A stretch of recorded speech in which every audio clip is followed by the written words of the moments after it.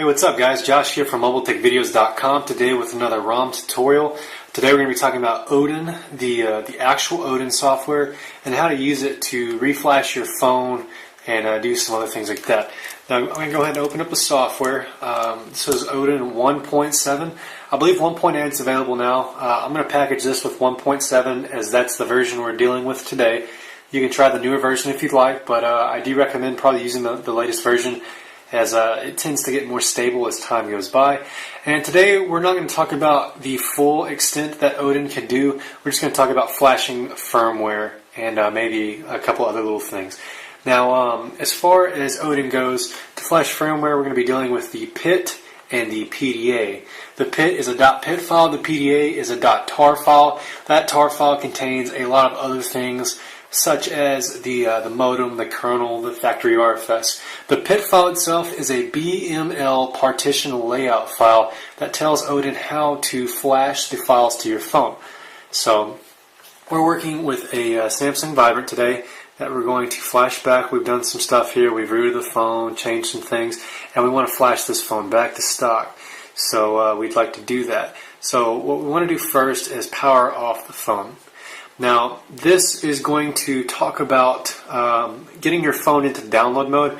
I have a video to teach you all the different methods of getting into download mode, but we are going to achieve download mode today with our handy MobileTechVideos.com download mode jig. Now, you can get this jig for a very affordable price at my website. The link for that is below, and you can actually get that right now. And check out that link. They're selling very well. People are buying them. Lots of great feedback. And they're good for getting out of brick situations as well. They'll almost fix any brick situation except for a true hard brick. So the phone's powered off, and we're going to put this in a download mode. For us, we simply need to insert the jig, which is way easier, in my opinion, than the other methods. So we're going to put the jig in there, and it's going to put us in a download mode. Now, we've got our USB cable plugged in on the other side. I guess the phone took a little longer than I thought to power off. Once it did, it popped right into download mode as expected. So we've got our USB cable plugged in on the PC side. At this time, with Odin open, we need to plug in the cable to the phone. It plugs in, and our comm is detected. Now, before all this happens, you need to make sure that you have the actual Galaxy S drivers installed on your computer. Your machine needs to understand what the phone is, or else this won't work. I'm assuming if you're at the point of flashing firmware that you've already done that. If you haven't, just do a quick read up on how to get those drivers installed. It's a simple executable package that'll do all that for you. But for the most part, most people have had their computers see their phone before, so we're not going to get into how to install drivers today with this video. So once our phone's plugged in, we're still in download mode. We got there with our jig, and we've got a COM port. This means that Odin has now added and accepted the device. Now we can pick our PIT file. So for us, we're going to go with the Vibrant PIT. I've renamed it for simplicity's sake. There's the Captivate PIT. To be honest, they're probably the same thing, as the BML partition schema is actually the same. But we're going to pick our Vibrant PIT, and then we're going to choose our firmware. We're going to flash back to the stock Vibrant JFD 2.1 firmware. So that's a tar package. Now, if I wanted to show you what that looked like, I could actually go out to that package. I'm going to go ahead and show you guys this, so that way you can see what's inside of these tar files. So Android ROMs, and I think I keep it out here. There it is, JFD. And let me close the free message for WinRAR. I use WinRAR to open these packages. Now, we've got cache.rfs, dbdata.rfs, factoryfs.rfs, the modem, which is how the phone interacts with your network, param.lfs, which stores all the boot images and stuff like that, as well as the Z image, which is the kernel. So basically, we've got the actual operating system files, the database system files, the modem, the partition that controls all the boot images and how the phone interacts with those logos, and then we've got our kernel. All those files are going to be flashed in order according to our PIT file. So that's what makes up a typical firmware tar package. So we've already picked our PIT, we've picked our tar file.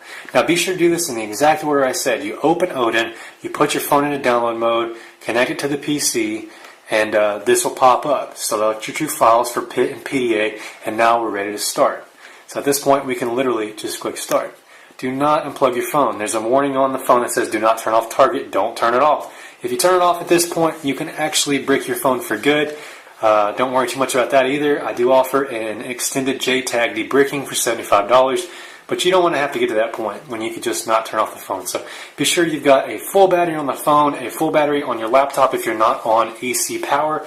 I recommend you do it from a desktop or a plugged-in laptop so that way nothing happens. You just don't want this to turn off. So as you can see here, it's gotten the PIT for the mapping, a firmware update has started, and it's flashing these files in a certain order. We've got our cache, our modem, our factory, so it's already flashed the modem and a couple of other files, and on the phone we see our blue progress bar to indicate how we're doing. Now this is going to go ahead and take another few moments to finish. We're going to allow it to finish, and we'll do a recap and talk about what was done to the phone, and we'll give you a tour of how the phone is after the flash. Okay, our flash is almost done, and I just wanted to show you guys what to expect on the phone side when this completes. So, I'll show the recap. This is going to reset the phone in a moment and turn blue.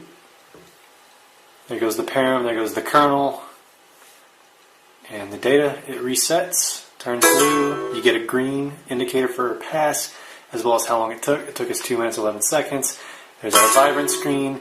We're going to get some information to confirm that everything it thought it did checks out correctly, and then we're going to do a formatting data, blah, blah, blah, blah. Keep in mind that this process will wipe all the applications you've installed on the phone. This does not wipe the actual internal SD card, but it does wipe all system folders as well as any applications, so be sure to back those up ahead of time. Remember, I do have a titanium backup video as well as an SMS backup video to teach you how to back up applications and text messages. You can view either one of those right here next to my two fingers, and you can see that as well. So now we're booting up. Now this first boot can take a little bit. It's the first time the phone is doing media scanning and a lot of the other processes it does on the first boot. It's building your dalvik.cache file as well, which takes a moment. So we're going to give it a second, and we'll come back and review our changes and recap, and we'll be done. Okay, so the phone's back up. We are completely back, fresh out of the box, 2.1 firmware. It's doing a little more media scanning, but obviously this is completely flashed back to stock, and we can verify that in the About Phone settings. We've got the stock Eclair build number, no custom ROM, stock kernel version. The baseband is now JFD for the modem, which also confirms our firmware version is 2.1 update 1. So this is a great way to flash back to stock. It's the recommended way to flash back before you upgrade to a ROM on the Vibrant as well as many of the other Galaxy S variants, and that's how you do it. So keep in mind to always use caution when doing something like this, as it does involve some serious things. You don't want to unplug in the middle of Odin, and highly recommend grabbing one of these jigs today. They're very cheap. The link's in the description below, and we saw a lot of them, and we have a lot of happy customers. So appreciate you guys for considering to buy that product. Be sure to donate to us if this video saved you time and a major headache. We appreciate our donations. They help pay our web hosting, and I can't say thank you enough to the people that have actually donated at this point. I appreciate each and every one of you, and you guys really help me out a lot. So I appreciate you for appreciating me. So anyways, if you're ready to take on a mod or a firmware flash like this, good luck.